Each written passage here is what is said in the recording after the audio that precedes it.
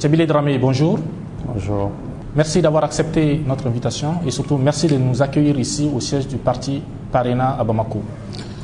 En 2007, Tchébile Dramé et Ibrahim Boubacar Keïta étaient ensemble dans le FDR. En 2012, après le coup d'État du capitaine Sanogo, les deux étaient encore ensemble dans un autre FDR. Aujourd'hui, pendant qu'Ibeka est au pouvoir, Tchébile Dramé s'est inscrit dans l'opposition. Au fait, qu'est-ce qui oppose au juste ces deux hommes? Écoutez, entre les deux, il y a eu un événement majeur dans ce pays, un événement grave, qui est le coup d'État du 22 mars 2012. C'est une question essentielle, importante, une ligne de démarcation entre ceux qui ont soutenu le coup d'État, ceux qui se sont opposés au coup d'État et ceux qui ont montré beaucoup d'ambiguïté vis-à-vis du coup d'État. Ceux qui se sont retrouvés au sein du Front pour la démocratie et la République et qui ont continué jusqu'au bout ont opposé une résistance démocratique à l'interruption des institutions de la République. Il y en a d'autres qui ont eu une autre appréciation de la situation, qui ont montré des positions louvoyantes, ambiguës. Je crois que ça a été la principale ligne de démarcation entre nous et d'autres. Et c'est pourquoi nous ne nous sommes pas retrouvés dans le même camp que celui qui est devenu le président de la République. Au Parena, nous avons, dès le début, condamné le coup d'État et nous avons combattu le coup d'État. Nous n'avons eu aucune forme de compromission avec la junte de Kati. Et nous avons tiré les conséquences jusqu'au bout de cette attitude en apportant notre soutien aux candidats du Front pour la démocratie et la République. Merci, M. Dramé. Le 12 juillet dernier, lors d'une conférence organisée par la jeunesse de votre parti, le Parena, vous avez fait le diagnostic des 10 mois de gestion du président Ibeka et vous disiez, alors je cite, « Jamais depuis l'indépendance, le Mali n'a été dans une situation aussi difficile, aussi fragile. » Fin de citation. Est-ce que ce jugement n'est pas trop sévère? Écoutez, jugez-en vous-même. La quasi-totalité du Nord est aux mains des groupes armés. Le drapeau du MNLA flotte à Djebok, à 40 km de Gao. Le drapeau du MNLA flotte sur Ber, à 60 km de Tombouctou. Les groupes armés ont traversé le fleuve Niger, se trouvent aujourd'hui dans le Gourma malien, au sud du fleuve Niger. Et sur le plan économique, tout le monde sait les difficultés que le pays traverse. Le Mali est bloqué, les affaires ne marchent pas, l'économie est grippée et nous avons les relations extrêmement difficiles avec la communauté financière internationale, avec ceux qui, en mai 2013, à Bruxelles, ont décidé généreusement de venir au secours du Mali. Et ces amis du Mali, pays et organisations, ont été obligés aujourd'hui de suspendre leur contribution financière sous la forme d'aide budgétaire à notre pays en attendant la clarification d'un certain nombre de questions liées à des décisions malheureusement prises par les autorités qui dirigent notre pays, relatives à des marchés douteux et opaques, relatives à l'achat d'un second avion présidentiel, toutes choses aujourd'hui qui montrent que les pouvoirs publics actuels n'ont pas le sens des priorités, n'ont pas su distinguer qu'en l'état dans lequel le pays se trouve, il y a d'autres décisions qui s'imposaient, d'autres dépenses qui devraient se faire. Donc, l'un dans l'autre, les groupes armés contrôlent la quasi-totalité du nord du pays. Nos relations avec la communauté internationale sont difficiles. Le pays, se peut dire que le pays est dans l'impasse, n'est-ce pas? C'est pourquoi nous avons dit que jamais le Mali n'a été dans une situation aussi difficile. Et nous avons ajouté ce jour-là que jamais le leadership malien n'a été autant faible. Que jamais la crédibilité intérieure et extérieure d'un gouvernement n'a été autant entamée au Mali depuis l'indépendance de notre pays. Vous voyez bien dans quelle situation nous nous sommes rendus aux négociations préliminaires d'Alger le 16 juillet dernier. Et c'est dans ce même contexte que nous allons nous rendre aux négociations sur le fond des choses en Algérie le 17 août prochain. Je crois qu'il est important de se rendre compte, il est sage et important de se rendre compte que le pays est dans une situation difficile et qu'en conséquence, il y a un comportement à avoir. Autrement, nous allons gâcher les chances de notre pays de se relever et de se redresser. Alors, vos critiques envers le pouvoir actuel ont-elles quelque chose à voir avec la relation peu cordiale entre le président Ibeka et votre beau-père, M. Alpha Oumar Konaré? Écoutez, vous savez très très bien que moi je suis dans l'action politique depuis l'adolescence, depuis les lycées, je suis dans l'action publique et que mes positions politiques ne sauraient être dictées par d'autres considérations que celles qui sont relatives aux principes, aux valeurs auxquelles croit le Parena et qui fondent notre engagement dans la vie politique, dans la vie publique. Selon vous, qu'est-ce qui manque à la gouvernance actuelle? Il manque à la gouvernance actuelle, de l'humilité. Il manque à la gouvernance actuelle la nécessité d'opérer des choix, des priorités qui correspondent à l'état du pays. Il manque à la gouvernance actuelle la vision par rapport à la question la plus grave du pays, qui est celle du nord du Mali. De toute évidence, il y a manque de vision, manque d'idées, manque de stratégie. Ne l'oublions pas, le président Ibeka a été élu par les Maliens. Il a reçu le soutien de la communauté internationale pour conduire le processus de sortie de crise, pour récupérer Kidal, pour récupérer le nord du Mali et le ressouder au reste du pays. 11 mois après sa prise de fonction, vous pouvez vous-même mesurer là où nous sommes par rapport à cette question. Il manque à la gouvernance actuelle l'humilité qu'il faut pour réaliser que le Mali n'est pas un pays normal. Le Mali est un pays qui sort d'une profonde crise. Nous sortons à peine de l'abîme et nous avions besoin d'un président qui prenne la mesure de cette grave réalité, de cette triste réalité et en conséquence pose des actes. Malheureusement, qu'avons-nous vu? Une association excessive et sans précédent de la famille dans les affaires publiques du pays.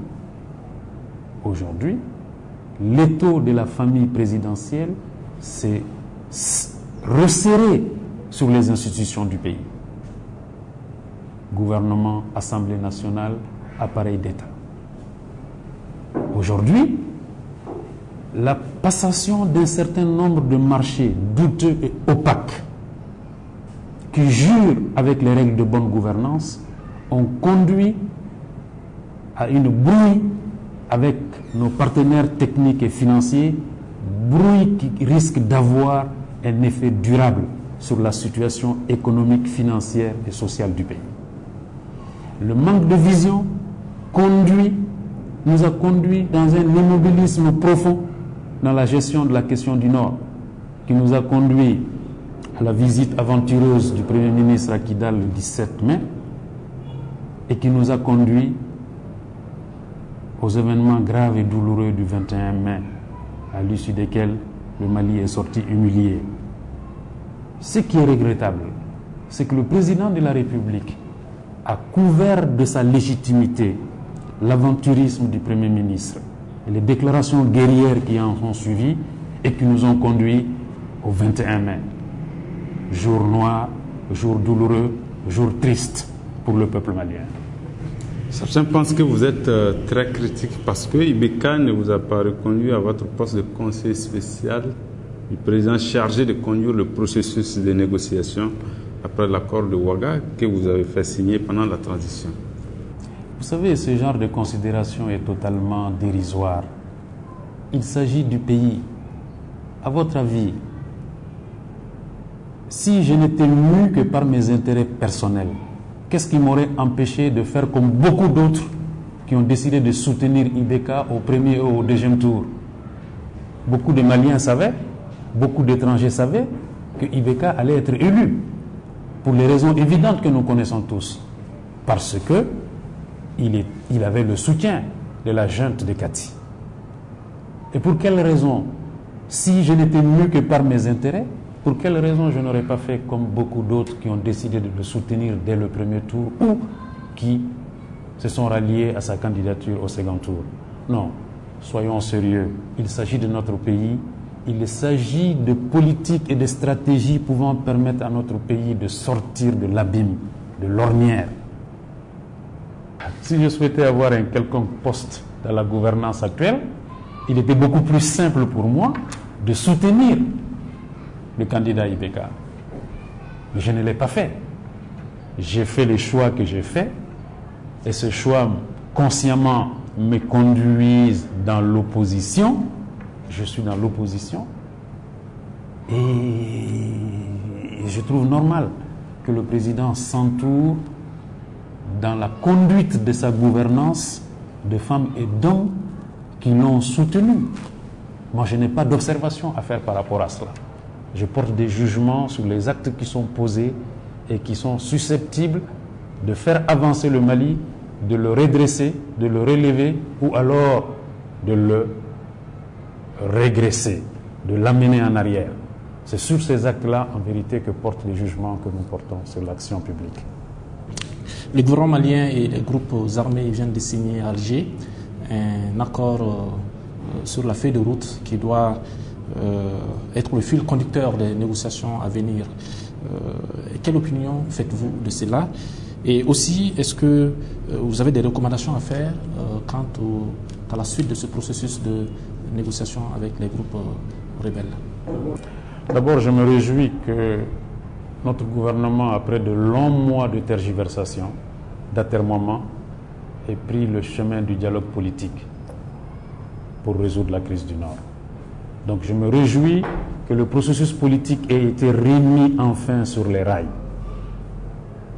Deuxièmement, je crois qu'il est important, dans l'intérêt de notre pays, que notre pays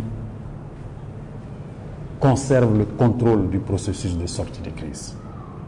Or, faute de vision, faute de stratégie, notre gouvernement s'est remis totalement à notre voisin, à notre frère, l'Algérie. Je pense que si le Mali n'a pas sa propre volonté, s'il n'y a pas de vision malienne, s'il n'y a pas de plateforme malienne, le risque qu'il y a, c'est que le processus de sortie de crise, de résolution de crise, nous échappe. Et il ne faudrait pas que le processus nous échappe.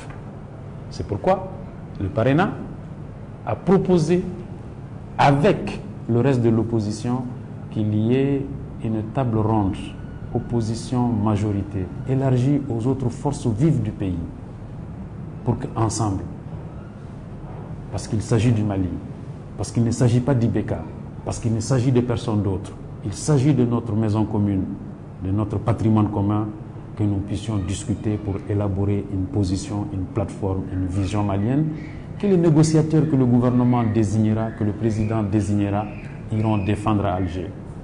Il est extrêmement, dans les circonstances actuelles où notre pays est fragile, où nous nous rendons aux négociations sur une position de faiblesse, que le rapport de force n'est pas à notre faveur, il est indispensable que ce qui va être discuté, ce qui va nous engager est la caution, le soutien de tout le pays.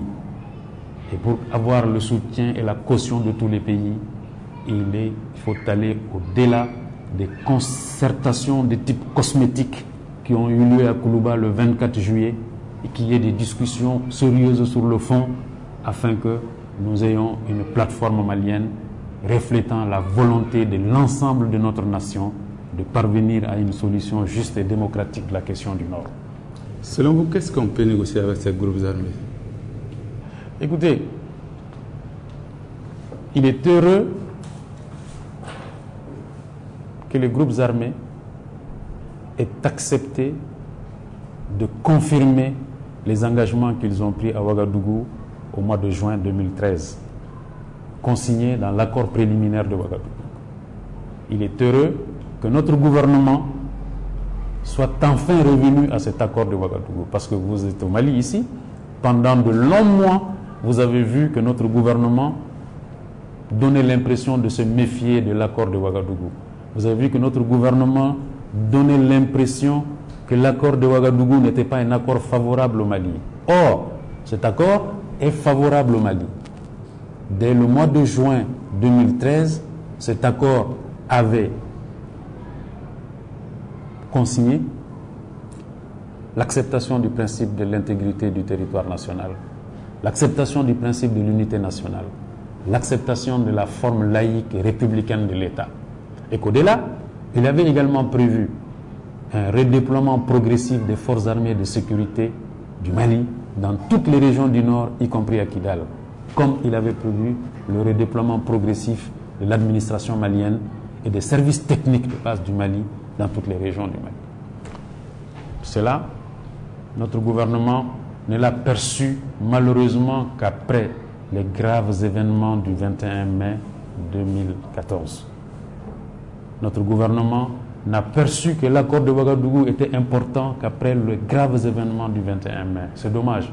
Nous avons perdu 10 longs mois d'immobilisme, d'atermoiement, qui ont conduit à un pourrissement de la situation.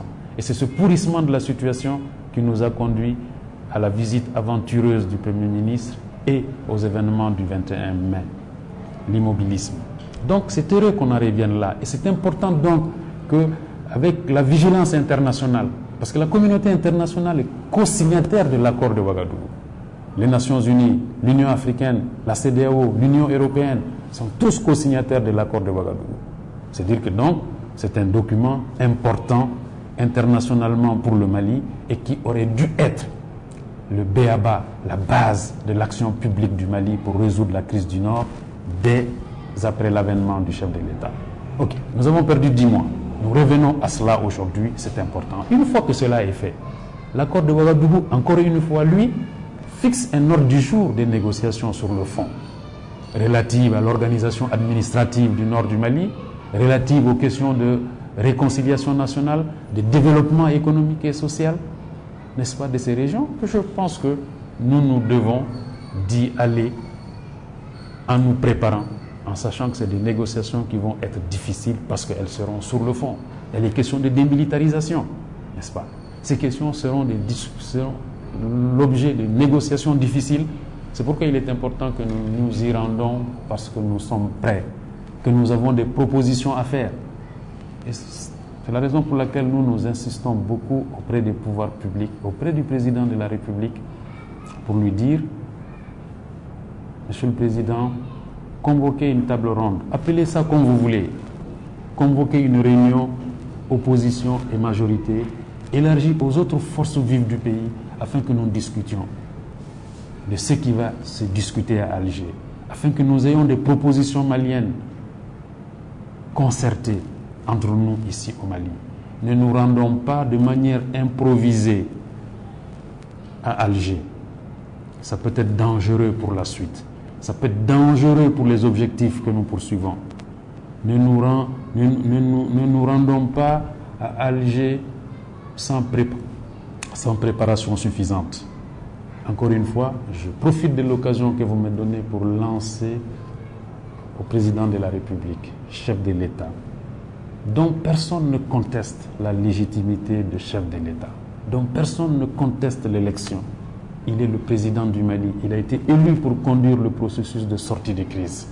Les Maliens lui ont fait confiance parce qu'ils ont cru qu'il était le mieux placé pour récupérer Kidal, pour résoudre la crise du Nord. Alors, après près d'une année d'atermoiement, les négociations vont commencer sur le fond à Alger.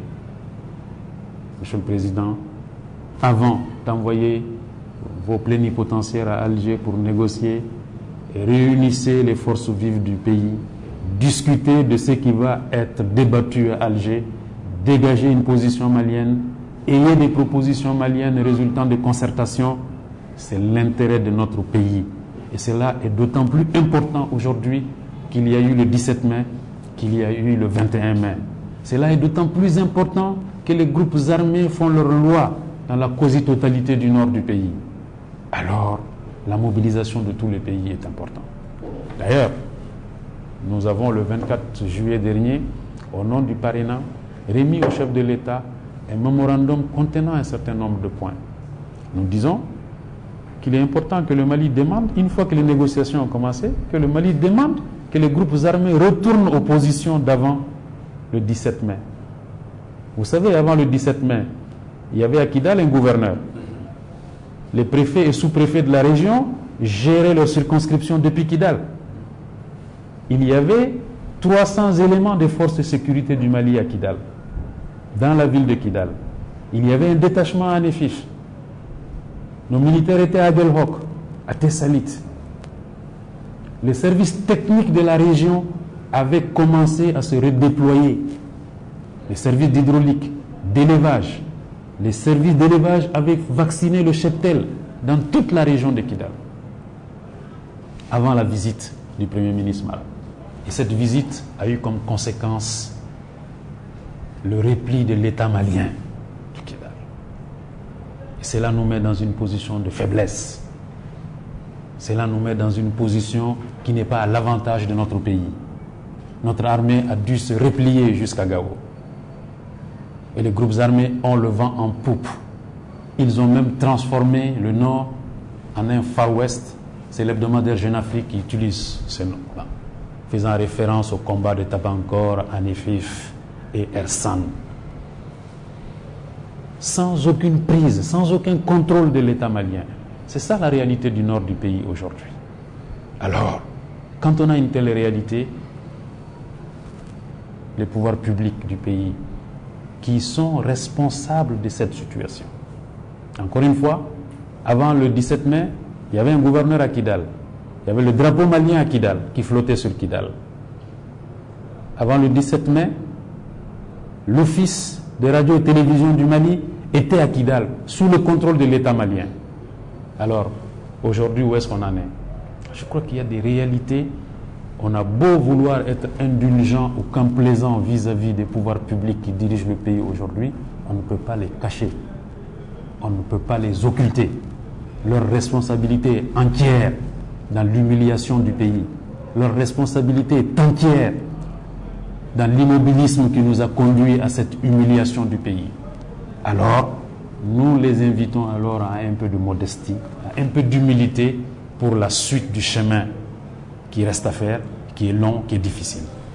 Vous venez de qualifier la visite du Premier ministre Moussa Mara à Kidal d'aventureuse.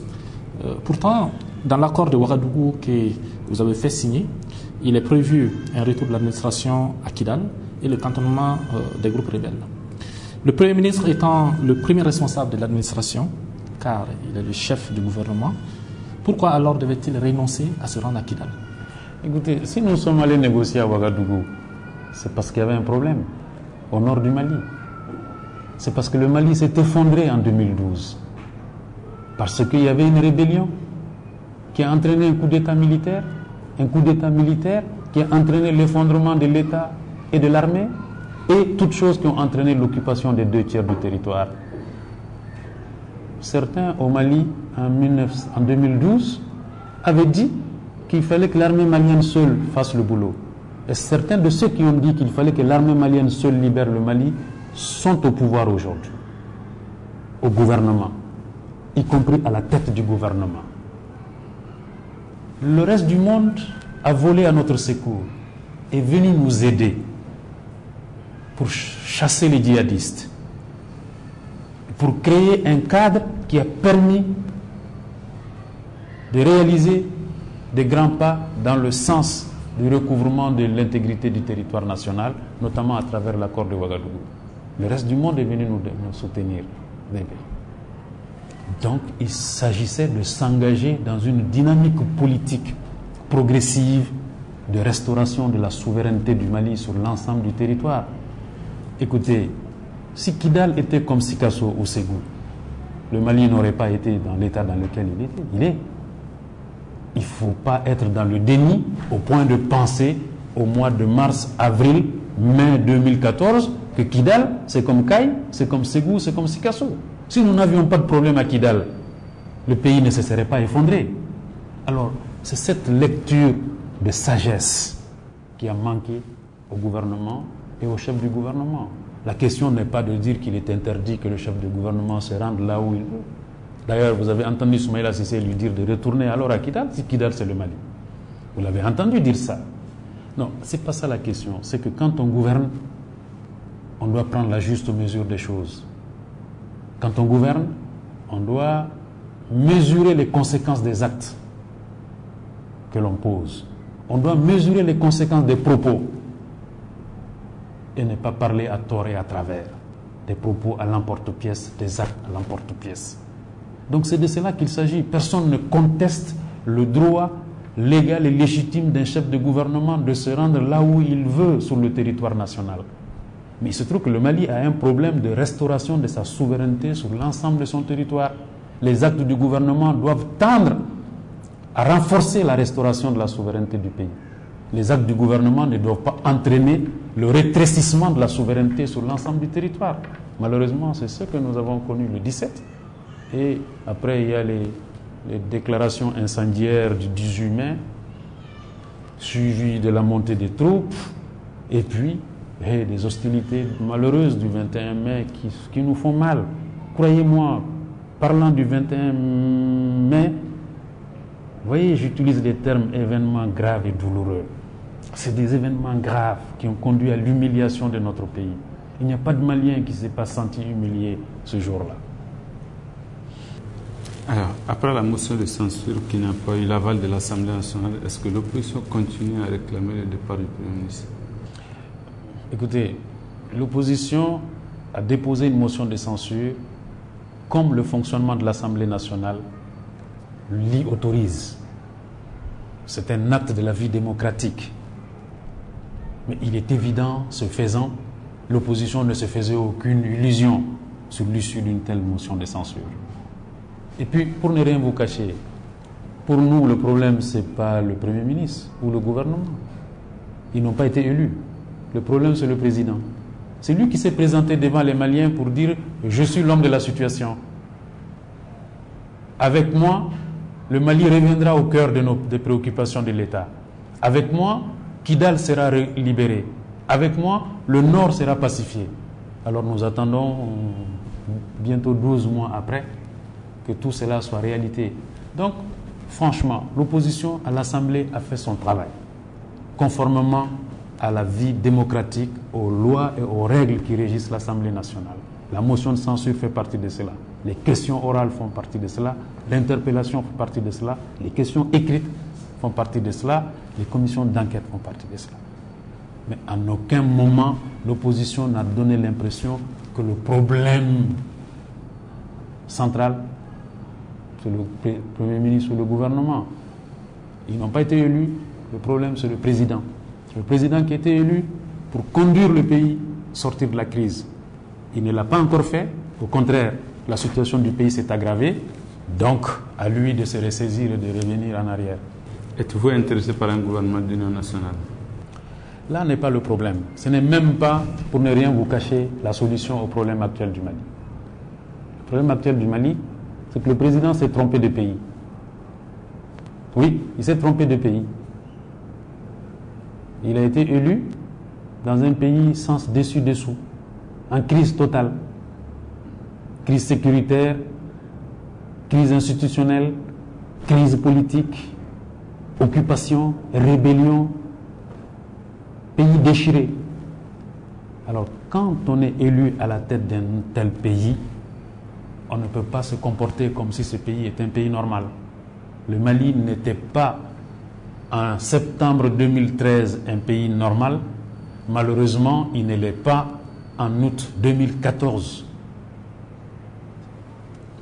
Même si vous mettez un gouvernement d'union nationale en place demain et que le président continue à se considérer comme le président normal d'un pays normal, le naufrage va se poursuivre.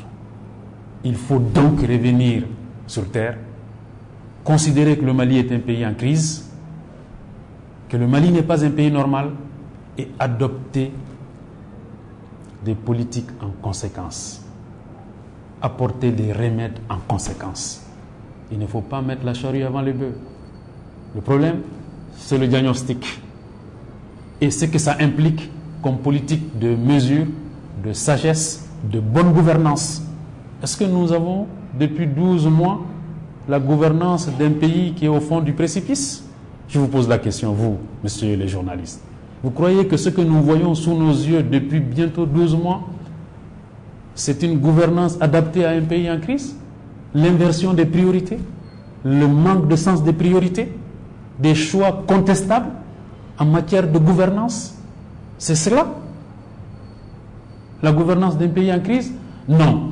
Alors il faudra, première chose, il faudra que le président accepte de considérer qu'il n'est pas à la tête d'un pays normal. Quand il aura fait cela, le reste peut être discuté. Le président de la République aurait affirmé lors de son dernier passage au Maroc que le parti Parena, votre parti, l'aurait démarché pour entrer au gouvernement. Que répondez-vous? Mais ça, c'est dépassé, ça. Il a dit ça dans la foulée en avril, quand le Parena a publié son mémorandum sur l'impasse.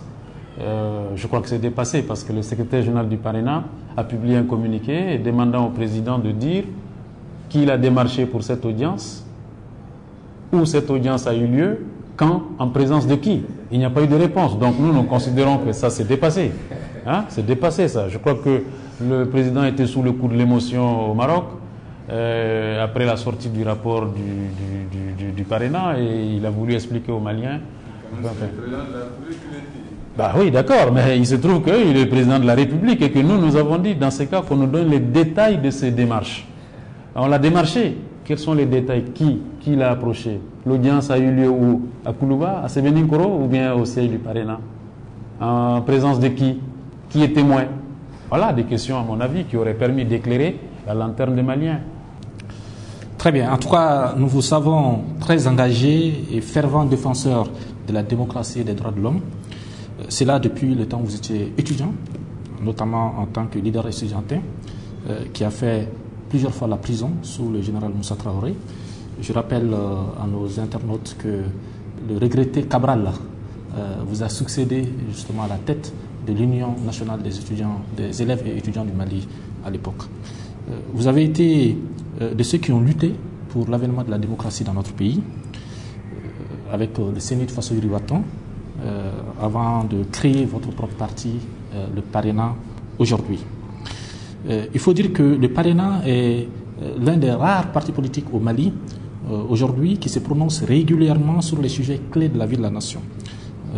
Mais en dépit de l'ancienneté de ce parti et de sa régularité dans les débats politiques, vous n'avez actuellement qu'un seul député à l'Assemblée nationale. Comment expliquez-vous cette situation? D'abord, il aurait été juste de dire qu'à l'issue du scrutin législatif, nous avons eu 3 députés. Voilà. Nous avons un député, comme d'autres qui avaient terminé la course législative avec 5-6, se retrouvent avec un seul. Ce sont malheureusement les réalités de la vie politique malienne, des textes maliens, qui font qu'un député peut être élu sous une couleur et le lendemain se retrouver sous une autre. Ça s'appelle la transhumance.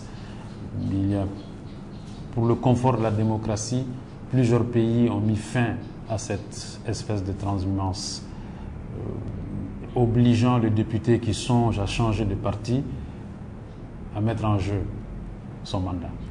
S'il y avait une telle disposition au Mali, je crois que beaucoup réfléchiraient par 2 fois avant de quitter leur parti et rejoindre le parti majoritaire. Cela dit, le Parena n'est pas un grand parti, ça va de soi. Il fait partie, je crois, des partis moyens.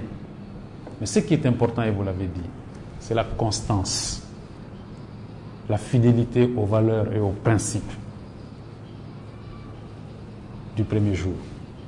l'engagement pour le Mali, l'engagement pour la démocratie. Et cela caractérise l'action de notre parti. C'est un parti qui a un noyau de militants et de dirigeants qui croient profondément à ce que nous faisons et qui croient profondément que nous y arriverons. Ça, c'est le plus important. Il n'y a pas un seul que vous allez rencontrer dans la cour ou ailleurs, membre du Parena, qui ne croit pas que nous y arriverons. Et c'est cette foi, cette flamme en nous qui est sous-tend notre combat de tous les jours. Et nous sommes déterminés à ne pas lâcher. Parce que nous croyons à ce que nous faisons, nous croyons en notre pays, nous pensons qu'il va se relever, qu'il est en difficulté aujourd'hui et qu'il se relèvera. Et d'ailleurs, nous sommes du côté de la justice. Vous savez, sur la question du Nord, par exemple, constamment, régulièrement, depuis des années, nous disons au pouvoir successif du Mali, surveillez le Nord comme du lait sur le feu. Nous n'avons pas été toujours entendus et nous voyons bien ce que ça nous a coûté. Quand je dis ça nous a coûté, au pays tout entier. Nous sommes opposés au coup d'État depuis les premières heures. Depuis le 21 mai dans l'après-midi, avant que Koulouba ne tombe dans les mains des putschistes, 21 mars 2012, nous avons pris contact avec les principaux leaders politiques du pays, les principaux leaders syndicaux du pays et de la société civile pour dire ne laissons pas faire ce qui se passe là-haut. Nous avons même pris rendez-vous pour une réunion de concertation afin que ce qui est arrivé n'arriva pas. Malheureusement, cette réunion de concertation prévue à la Bourse du Travail, demandez à tous les responsables politiques, demandez aux leaders syndicaux, à ceux de la Bourse du Travail, demandez aux leaders de la jeunesse. Cette réunion n'a pas eu lieu. Et puis ce qui est arrivé est arrivé. Et nous nous sommes opposés au coup d'État. Vous le savez de quelle manière? Pendant toute la transition. Et nous avons, pendant la transition, dénoncé le caractère hybride du pouvoir de transition. Nous avons régulièrement dit que ce que nous avons, c'était une cohabitation entre la Constitution et le coup d'État. Et que cette cohabitation se faisait au détriment de la Constitution, que c'est le coup d'État qui prenne le dessus. On a vu les conséquences sur le pays. Donc nous sommes constants dans notre combat, dans nos engagements. Mais surtout, nous croyons fermement à ce que nous faisons. Nous croyons fermement en notre pays, à son avenir, et nous croyons fermement que nous allons y arriver, que le Parena y arrivera. Vous évoquez ce 21 mars 2012, mais au fond, en réalité, est-ce que finalement, ce n'est pas cette même classe politique qui est responsable de cette situation? Oui. On peut dire que c'est notre responsabilité à tous, c'est la classe politique. D'abord, il faut admettre que les uns sont plus responsables que d'autres. Le 27 juin 2011, lors du débat général à l'Assemblée nationale, sur la déclaration de politique générale du Premier ministre Mariam Kaïdama Sidibé, les députés du Parena ont lu une contribution élaborée dans cette salle par les dirigeants du Parena, qui disent: Madame le Premier ministre, au moment où vous lisiez votre déclaration de politique générale le 24 juin 2011, des unités d'AQMI se promenaient dans la forêt du Ouagadougou. Que descendues du Timétrine, des unités d'AQMI se promenaient sur les rives du Fagibine. Madame le Premier ministre, il y a urgence à prendre la réalité de la situation. Il faudrait que vous découvriez cette déclaration de politique générale. Ça veut dire que nous avons été vigilants. Nous avons émis nos positions, nous avons critiqué, nous avons tiré la sonnette d'alarme. C'est nous qui avons dit au président de la République d'alors: créez auprès de vous une cellule nationale de sécurité pour veiller sur le Nord, comme du lait sur le feu. C'est nous qui avons alerté sur les trafics de drogue qui se passaient au nord du Mali, sur les activités d'AQMI, sur la nécessité d'une gestion démocratique et juste de la question du Nord. Alors, quand j'entends dire que c'est toute la classe politique qui est responsable de ce qui est arrivé, j'ai dit non, il ne faut pas faire de l'amalgame, il ne faut pas avoir la mémoire courte. Les uns sont plus responsables que d'autres. Et puis, et c'est pourquoi nous exigeons, nous insistons pour qu'on apprenne les leçons de ce qui nous est arrivé. Il y avait certes le président de la République et le gouvernement, mais dans ce pays, il y avait d'autres institutions. Est-ce que pendant les 10 années d'ATT, il n'y avait pas d'Assemblée nationale au Mali, il n'y avait pas de députés? Mais justement, c'est là qu'on parle du consensus politique qui prévalait à l'époque. Parce que Où étaient les institutions? À mon avis, le problème n'est pas le consensus. Le problème, ce sont les hommes qui animent ce consensus. Il peut arriver qu'à des moments donnés de l'histoire d'un pays, il soit nécessaire que les fils du pays se mettent ensemble pour des objectifs précis. Votre collègue, confrère a dit tout à l'heure, est-ce que vous croyez à un gouvernement d'union nationale? J'ai dit non. Ce n'est pas la solution, ce n'est pas la panacée. Le problème, il est ailleurs. Le problème, il est justement là où il est nécessaire, comme je dis, de cesser de croire que nous sommes dans un pays normal, de nous comporter comme si nous étions dans un pays normal et de s'arrêter pour tirer les leçons de ce qui nous est arrivé. Pourquoi le pays s'est effondré? Quand et comment le ver est entré dans le fruit? Comment le ver a prospéré dans le fruit? Pourquoi ce sont les sergents et les adjudants qui ont pris le pouvoir le 21 mars 2012 à Kati? Pourquoi ceux qui étaient dans la majorité d'alors, beaucoup se sont précipités à Kati dès le 22 mars au matin? Beaucoup, vous les connaissez. Ils étaient avec ATT et dès le 22-23 mars, ils étaient avec les tombeurs d'ATT.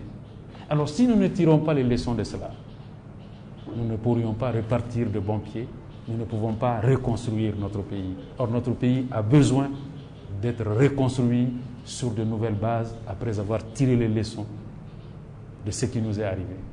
Merci, M. Dramé. Quel serait votre dernier mot à l'endroit de nos internautes? Que le Mali est dans une situation qui est grave.